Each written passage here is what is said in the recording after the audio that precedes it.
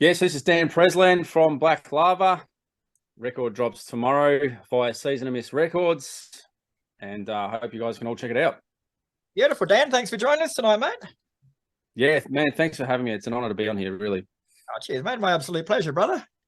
So, Black Lava are set to drop your debut album, Soul Furnace, tomorrow on November the 25th, actually. So tell us a bit about the album musically, mate, and what you were going for with it.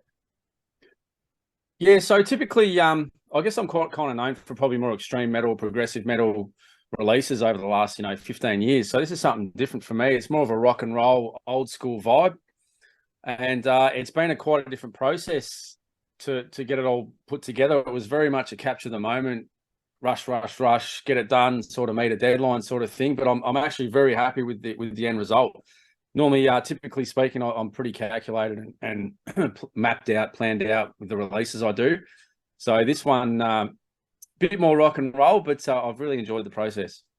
Cool. And to date, you've released the singles Northern Dawn, Eye of the Moon, and the title track. So are they a good sonic representation of the album as a whole, would you say?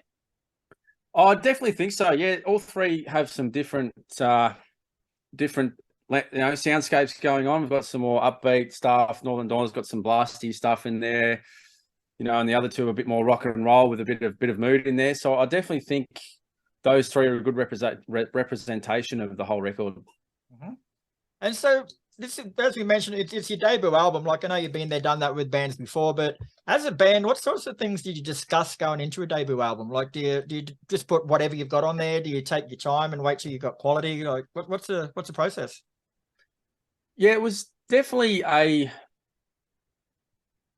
calculated process. I know it's all happened rather quickly. We only started the band in like August, September last year. Right. But going into it, it was just basically four good mates. We've known each other a long time, and we just went into something that we knew what everyone sort of likes and what everyone would enjoy doing, and just ran with it, really. The first three tracks just really came really quite quickly, and the rest of the album flowed quite quickly. Between writing sort of the first few songs and actually going into the studio to track was only about 2.5, 3 months. So it all came out really quickly, and I'd like to say rather organically and natural too. Sure. So as you mentioned, man, like you're more known for the heavier stuff, like being ex-Knee. I could never say this band's name. Knee of the Scarres. That's the one. Yep.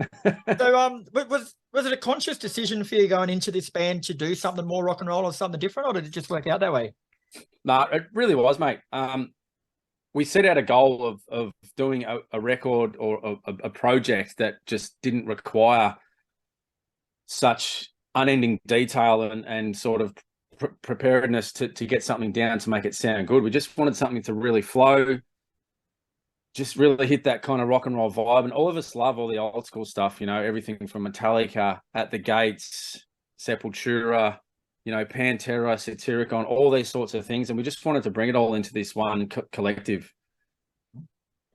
And the press release says that the music on the album conjures up nostalgia while still sounding fresh and current. Like, it's a great statement, bro, but do you agree with it?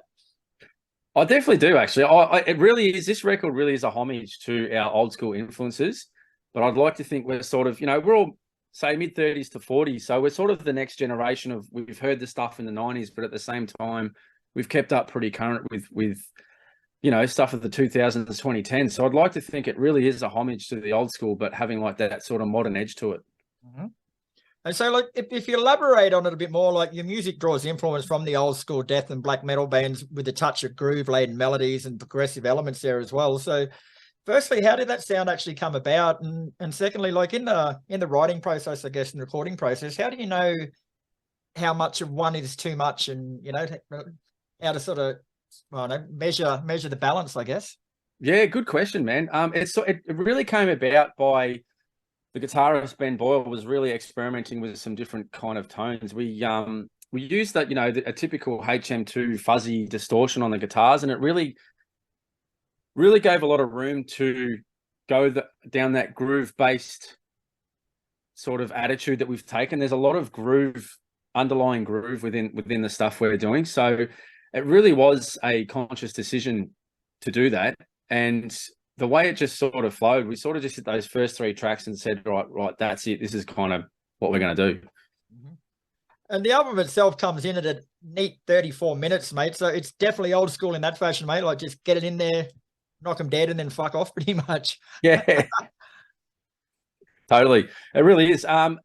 It sort of just happened so quick. I mean, I guess what would you typically call an album's over what, 30, 31 minutes? You could probably call an album. So we just scraped through.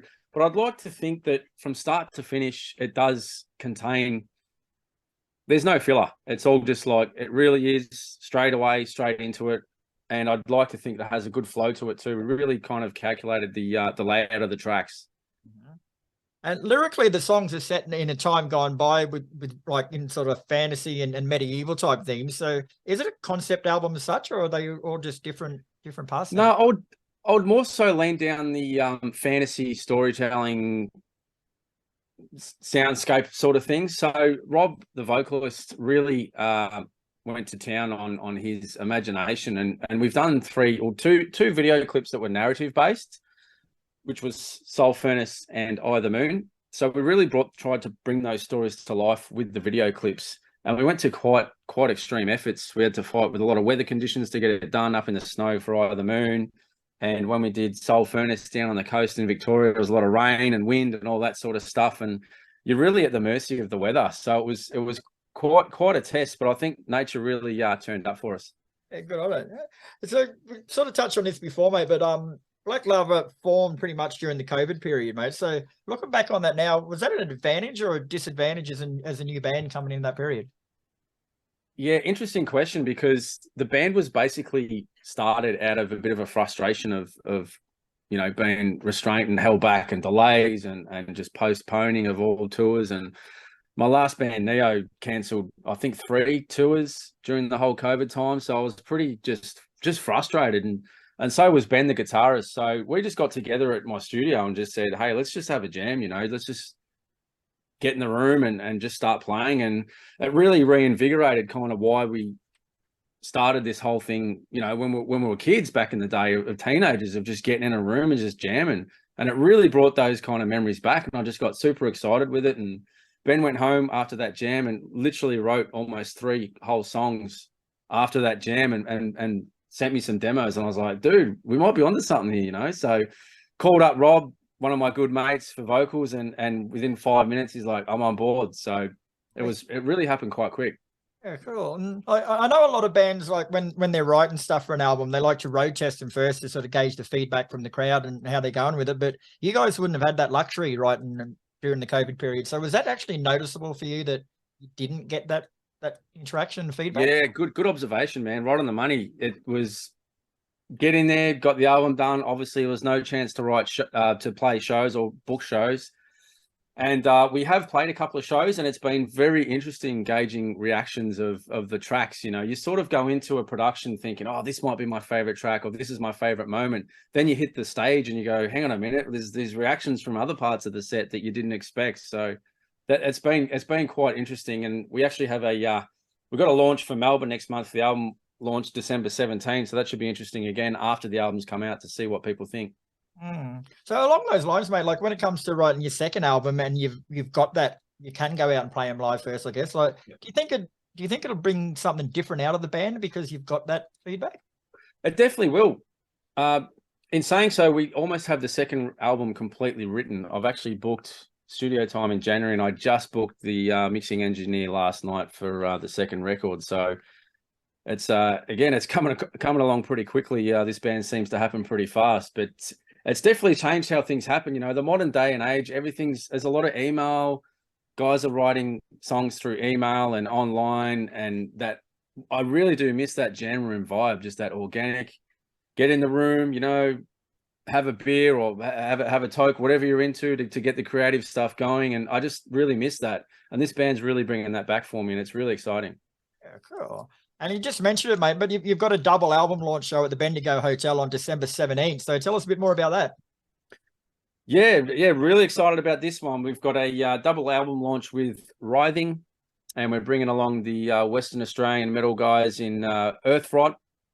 We've got Deliquis from Queensland and the local openers Sufferance. So should be a great night. Tickets are selling well, and we're hoping to sell that one out. It's December 17 at the Bendigo Hotel.